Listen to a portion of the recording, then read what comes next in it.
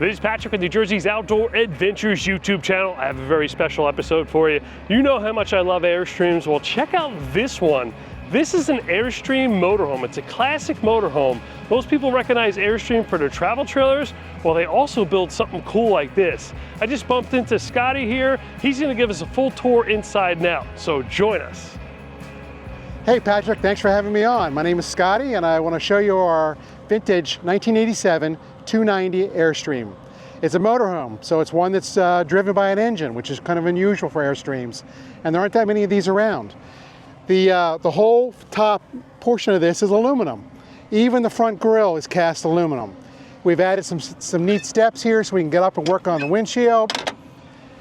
And everything in this motorhome is a 454 Chevy P30 chassis, which means that you can still buy all the parts for all the undercarriage, the engine, all those components. We've added some more updated turn signal lights, and we're really kind of enjoying the Alcoa aluminum wheels that were on this vehicle. This is a 19.5 tire. We have unique features, like here is the propane. It is what they call a 100-pounder.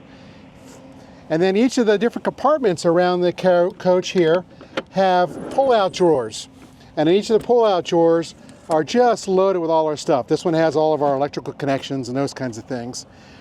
We have the traditional sliding windows, which give you a lot of ventilation around the coach, as well as on the rooftop. There's two air conditioners and some vintage air, kind of rotating air fans.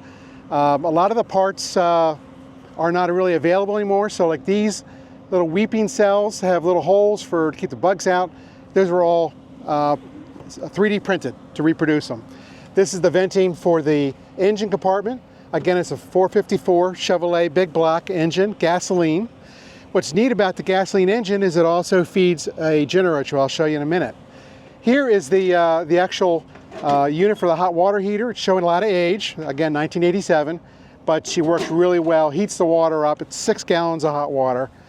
Moving right along, we have behind this panel here is the heater unit for the refrigerator, which runs on 12 volt, 110, as well as propane. And then down below, we have the tags, which refer to what the different valves are. So we have a separate 30-gallon gray tank and a 30-gallon black tank, which are wired together for dumping.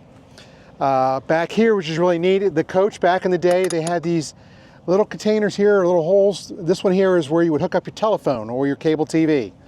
And this one here opens up, and there's a big pull out for where you want to bring your power cord out. And it's on a big reel, which is kind of neat, makes it easy. It self-pulls back in.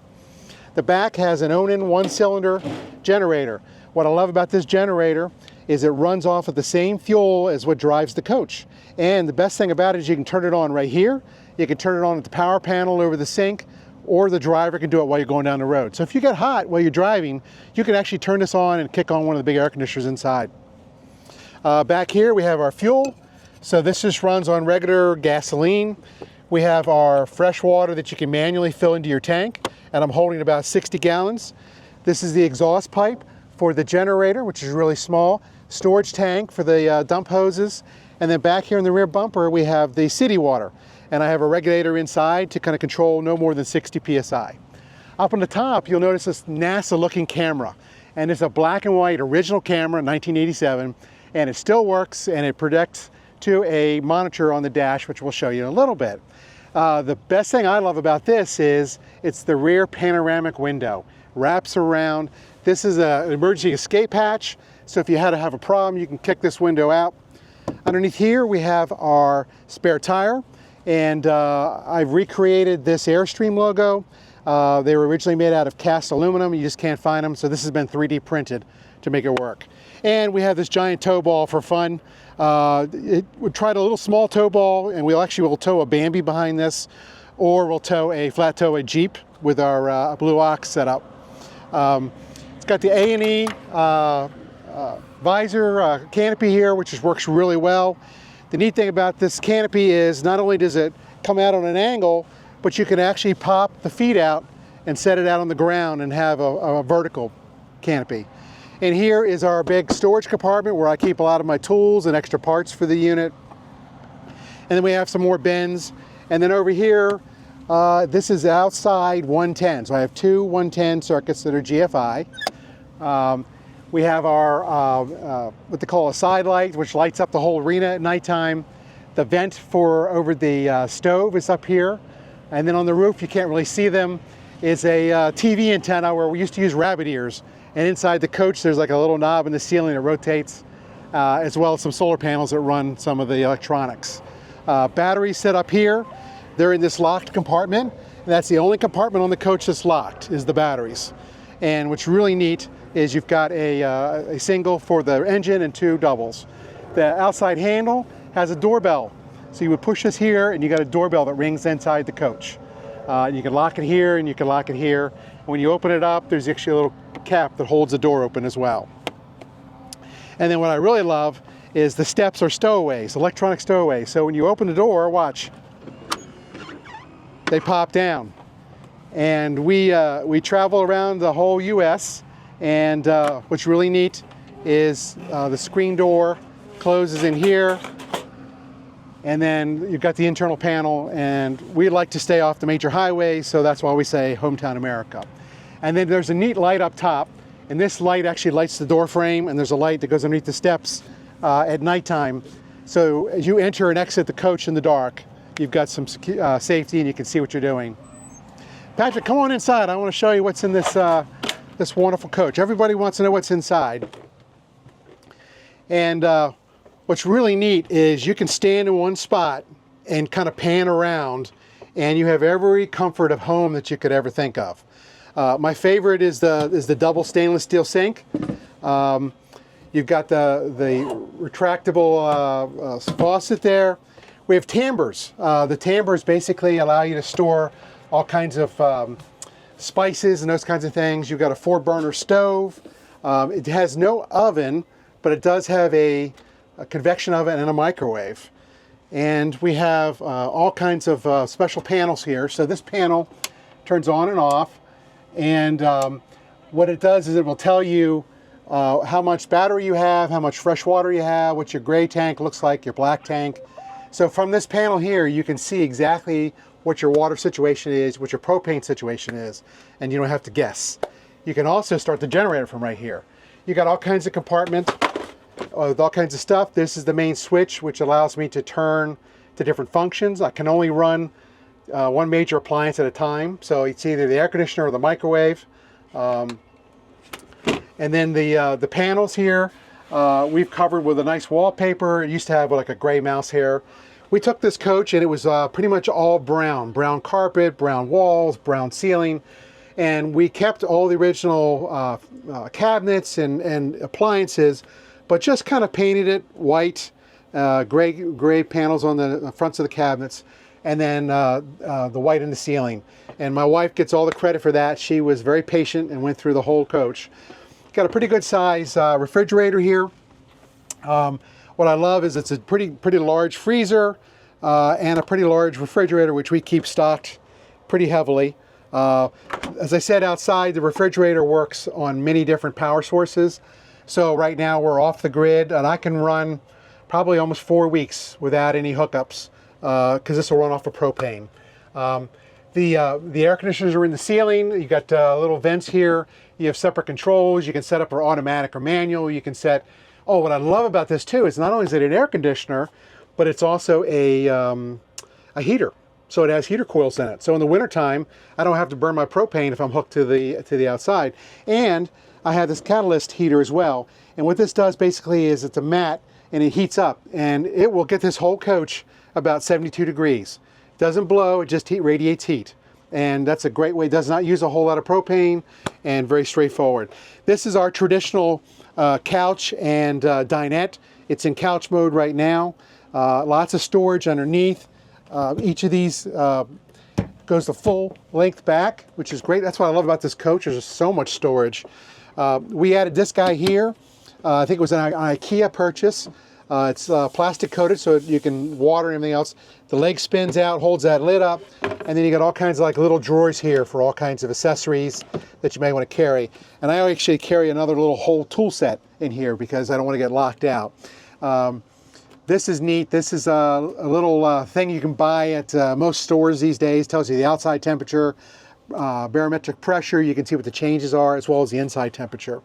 And then I love these little lights here. They actually rotate around. You can angle them. They're almost like little spotlights. And then we have these like balloon accordion blinds that kind of come down. I added these aluminum pieces here because when I'm driving, sometimes they were moving a little bit. And this kind of keeps it self-contained, but they stay up on their own, they come down on their own. I added a pole here because as a tall guy, I kept coming in and whacking my head right here, so I have a nice cabinet divot. Let me take you up here in the dash area. So everything is pretty much original. I did add an additional temperature gauge for the dash. This is a 454 gasoline engine, as I mentioned before. It's a P30 General Motors design.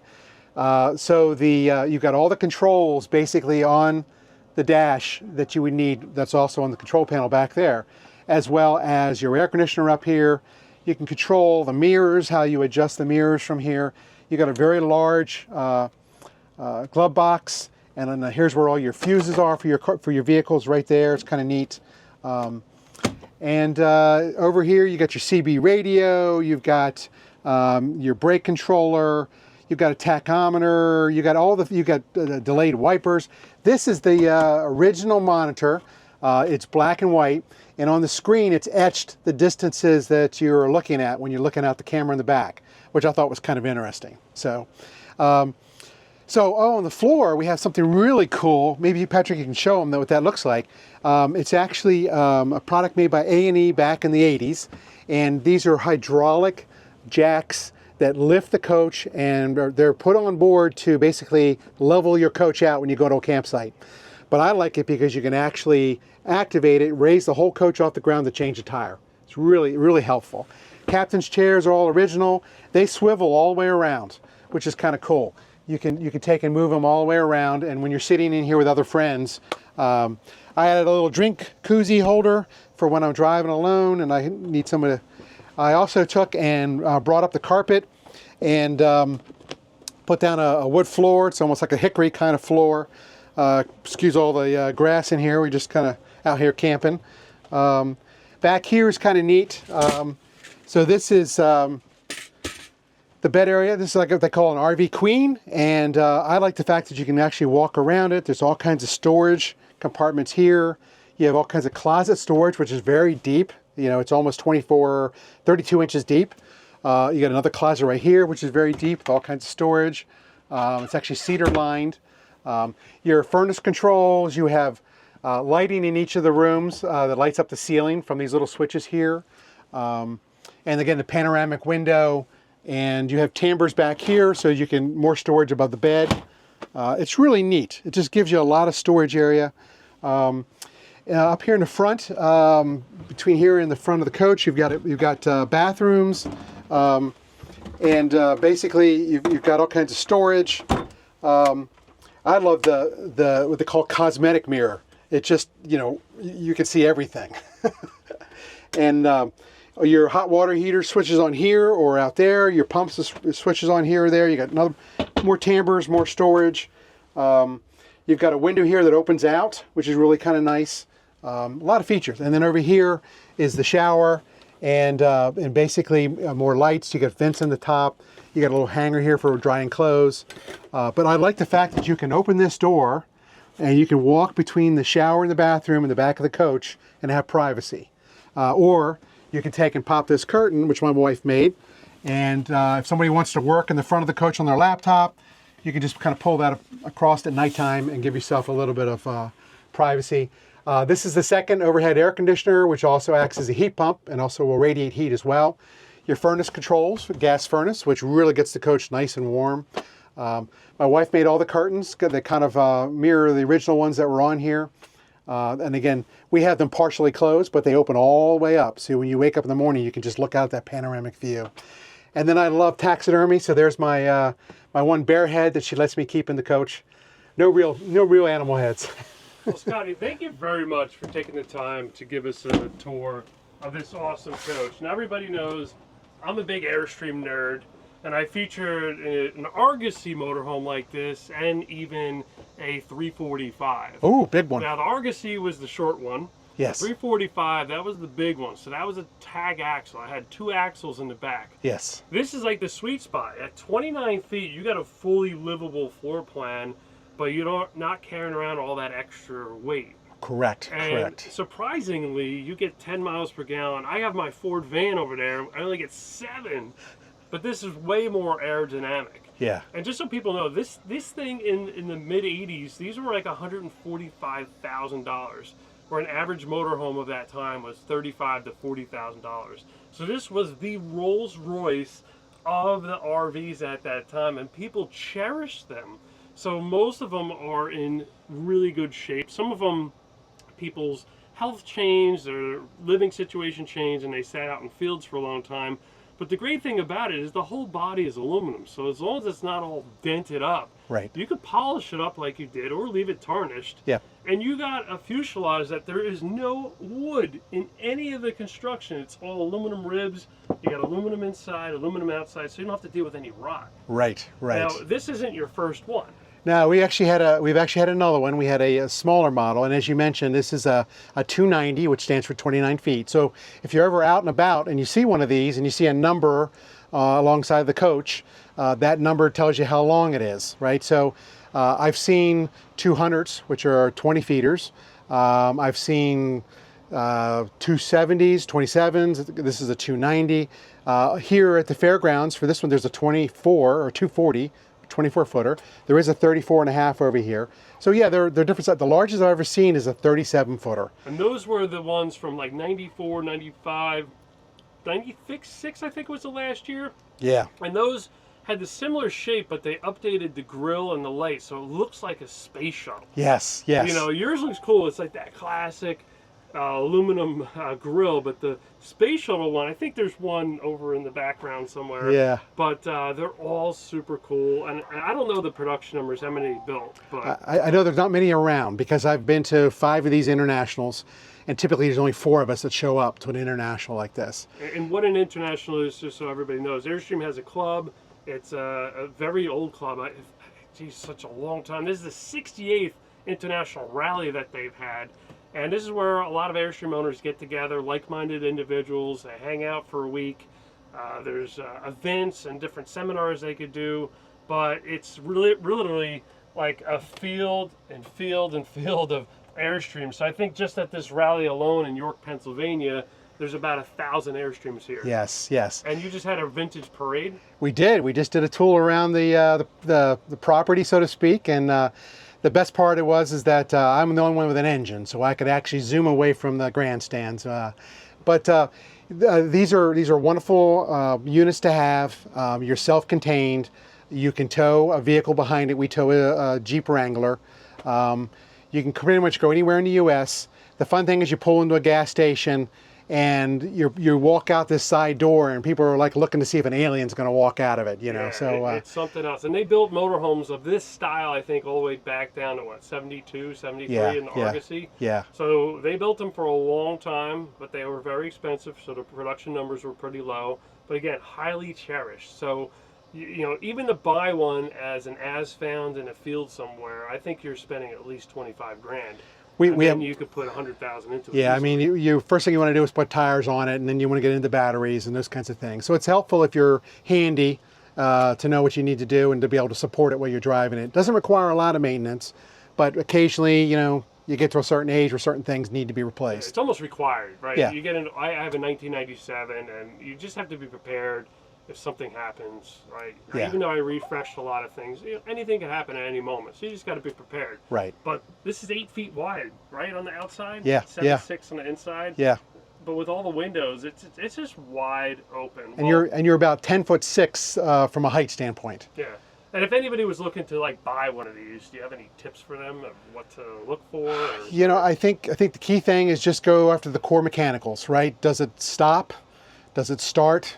You know, when it drives down the road, how's it driving? So the front suspension, those kinds of things. These coaches are fully airbagged. So they do have bump stops. So if you lost an airbag, you wouldn't drop all the way down. But you could get it home. You can get it home, right. So I would say, you know, just make sure the mechanicals are right.